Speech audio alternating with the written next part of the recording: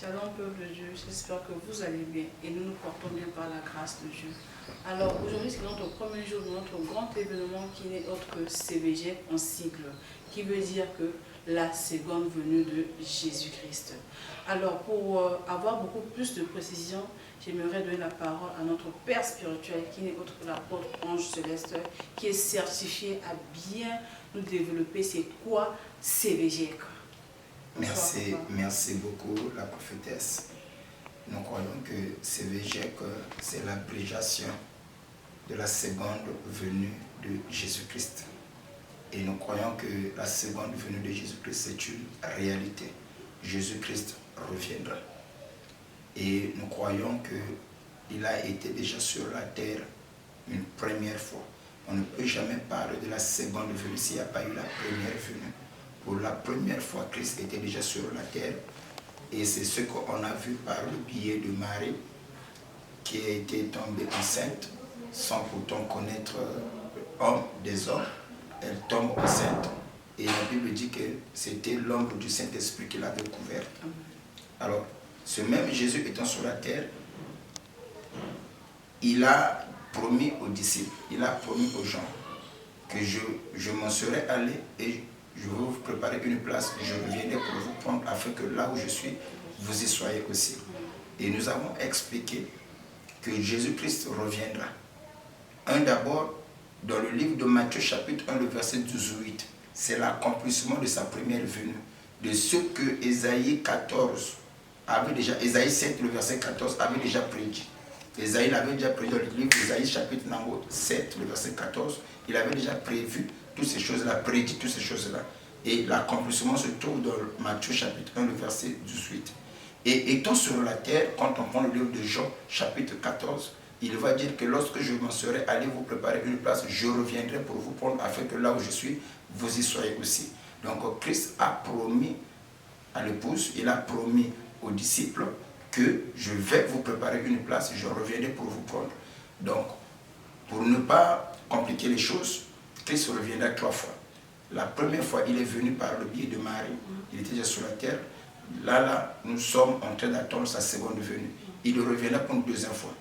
Et la deuxième fois, quand il reviendra, il ne mettra pas les pieds sur la terre, il sera dans les airs. C'est ce que l'apôtre Paul nous fait comprendre, que Dieu lui-même a un signal à la voix d'un archange, de mort en Christ, ressuscitons premièrement. Ensuite, nous qui sommes vivants, on sera enlevés pour être avec lui dans les airs. Et ça, c'est sa seconde venue, il ne mettra pas les pieds sur la terre. Et la troisième fois, quand il viendra, il va mettre les pieds sur la terre. À l'entour de Dieu, j'aimerais dire déjà ceci. Christ reviendra, et il reviendra, quand il reviendra dans sa seconde venue, il doit apporter 3 choses. La première des choses, il va apporter à Israël la restauration. Il apportera à l'Église la gloire, mais il apportera au monde le jugement. Voilà les 3 choses que lui va accomplir quand il reviendra dans sa seconde venue. Maintenant, les gens ont fait la confusion. Certains ont prédit que Christ est déjà revenu. Certains ont cru que la conversion de l'âme, c'est ça la seconde venue. Le baptême du Saint-Esprit, c'est ça la seconde venue. Nous avons dit, c'est archi faux.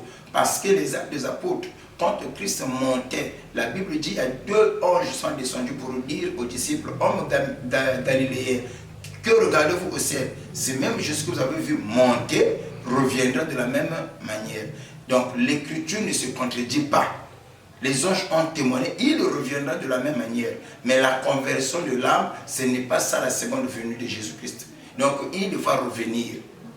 Donc c'était un peu ça pour vous dire que nous avons débuté le séminaire sur le CVG. Et nous avons aussi, on veut aussi recadrer l'église parce que certains ils pensent qu'on vient à l'église pour le mariage, on vient à l'église pour la prospérité, on vient à l'église pour avoir les biens matériels. Non, ce n'est pas ça le rôle principal de l'église. Le rôle principal de l'église, c'est de préparer les âmes pour l'enlèvement. Donc c'est ce que nous sommes en train de faire.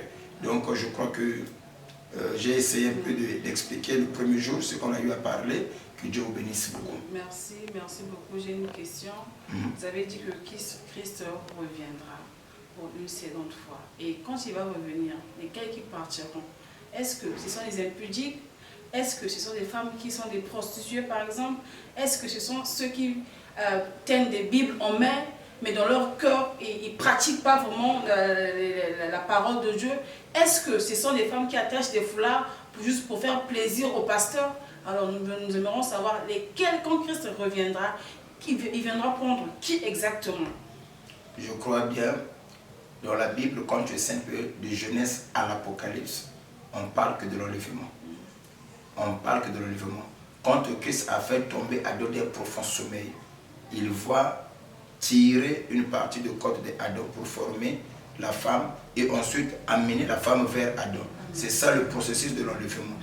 Donc dans toute la Bible commence par le mariage et la Bible termine aussi par le mariage. Donc dans toute la Bible, il n'y a que l'histoire de l'enlèvement.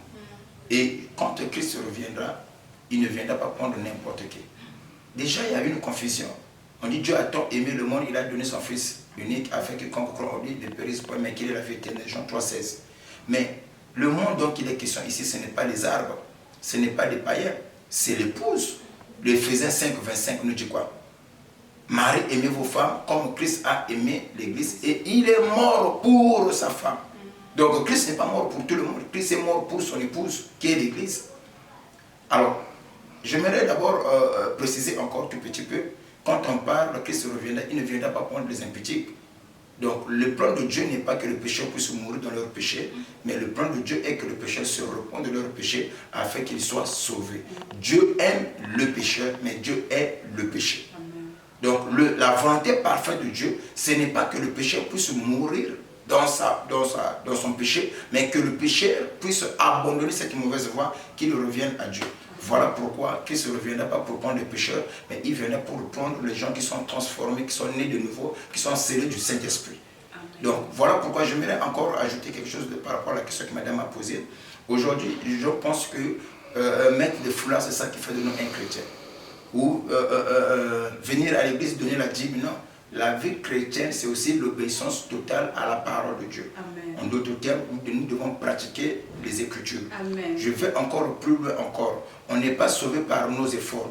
On est sauvé par rapport à la grâce, mais au moyen de la foi. C'est un don que nous obtenons de la part du Seigneur. La Bible est claire à ce sujet. Et si tout chemin mène à Rome, mais tout chemin ne mène pas au ciel. Au ciel, il n'y a qu'un seul chemin, c'est Jésus-Christ. Jean 14, 6. Il dit que je suis le chemin, la vie et la vérité. Nul ne vient au Père si ce n'est par moi. Donc si tu veux aller au ciel, vous devez accepter Christ comme Seigneur et Sauveur. Ce n'est pas avec vos propres efforts, vos propres œuvres qui va vous sauver. C'est la foi en Jésus-Christ qui peut vous donner le salut. Amen. Amen. Merci beaucoup, Papa, pour cet éclaircissement. Alors, vous qui me suivez de partout, ce message de la seconde venue est venu pour toi. Toi qui étais perdu, ce message est venu pour que tu puisses te racheter. Alors, toi qui es sensible à la parole de Dieu, viens massivement écouter notre Père spirituel qui n'est autre que l'apôtre en céleste au numéro 64 de la rue Mana. La suite vous serez communiquée demain. Que Dieu vous bénisse. Ciao.